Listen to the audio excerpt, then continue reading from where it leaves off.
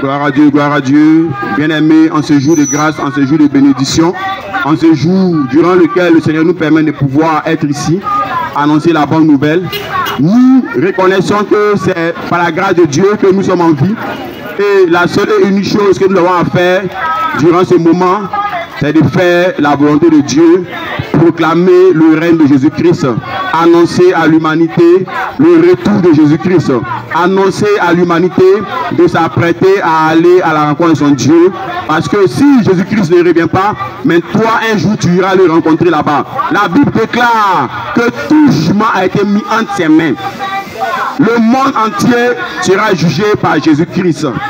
Voilà pourquoi, bien-aimé, à tout instant, à tout moment, tu entends la bonne nouvelle du salut. Ce n'est pas une perte de temps.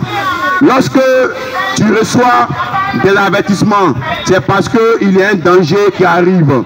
Lorsque tu reçois matin, midi, soir, à tout instant, sur les chemins, à la radio, à la télévision, sur les réseaux sociaux, le message de l'évangile, c'est parce que ton Dieu veut t'avertir.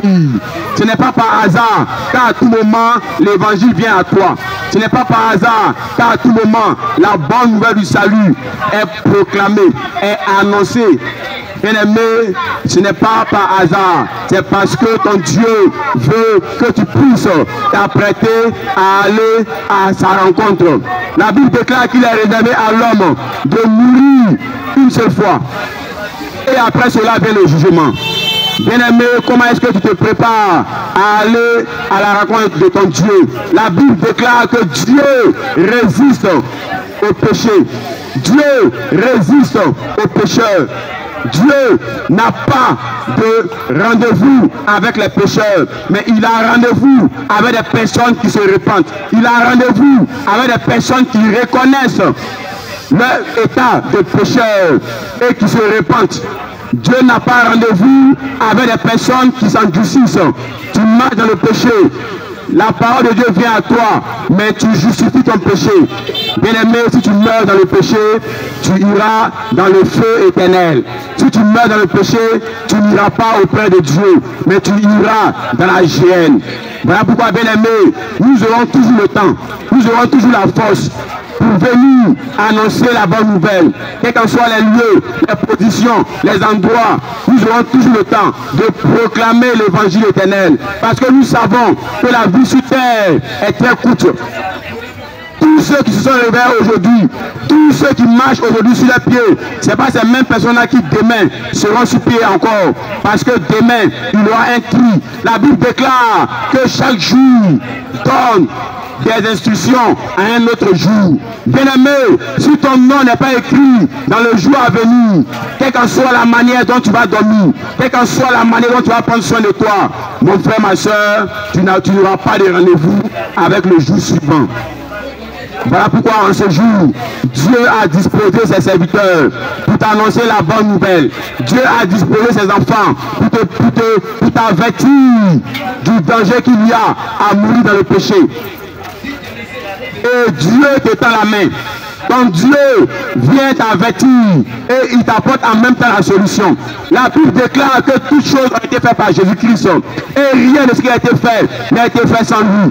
C'est en lui que se trouve la vie et cette vie est la lumière des hommes. Voilà pourquoi, bien-aimé, toi qui n'as pas Jésus-Christ, toi qui n'as pas marché selon la parole de Dieu, tu es en train de marcher dans les ténèbres. La Bible déclare que ta parole est une lumière à mes pieds. Et ta parole est une lampe à mes pieds et une lumière sur mon sentier. En dehors de la parole de Dieu, bien-aimé, tu es en train de marcher dans les ténèbres. Tu es en train d'emprunter le chemin de la perdition. Voilà pourquoi, mon frère, ma soeur, on n'a pas besoin de faire un long discours pour que tu puisses comprendre que le salaire du péché, c'est la mort, que le péché te conduira dans le feu éternel. À tout moment, à tout instant, tu entends la bonne nouvelle du salut. ce n'est pas la première fois que tu entends parler de Jésus-Christ. Mais si à tout moment, il y a répétition, c'est pour que le jour où tu vas te retrouver devant ton Dieu, tu ne puisses pas dire que je n'ai pas entendu parler. Tu ne puisses pas dire que tu ne sais pas ce que c'est le sujet de Jésus-Christ de Nazareth. Parce que aucune religion n'ignore la personne de Jésus-Christ.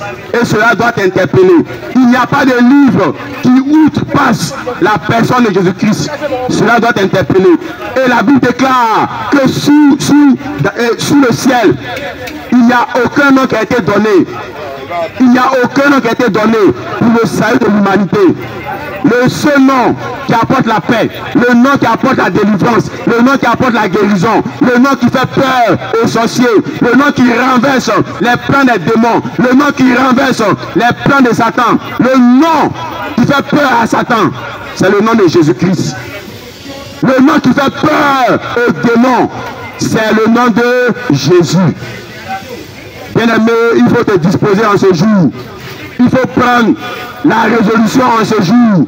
Parce que ce n'est pas à tout instant que tu vas entendre la bonne nouvelle du salut. Tu vas te dire, demain, je vais accepter Jésus-Christ. Et aujourd'hui, tu peux mourir. Notre Père, notre Dieu, nous te bénissons, nous te remercions. Nous te confions ce moment de prière entre tes mains. Viens et sois le commencement et la fin. Sois celui qui va parler au travers de tes serviteurs. Que nous soyons que des canaux.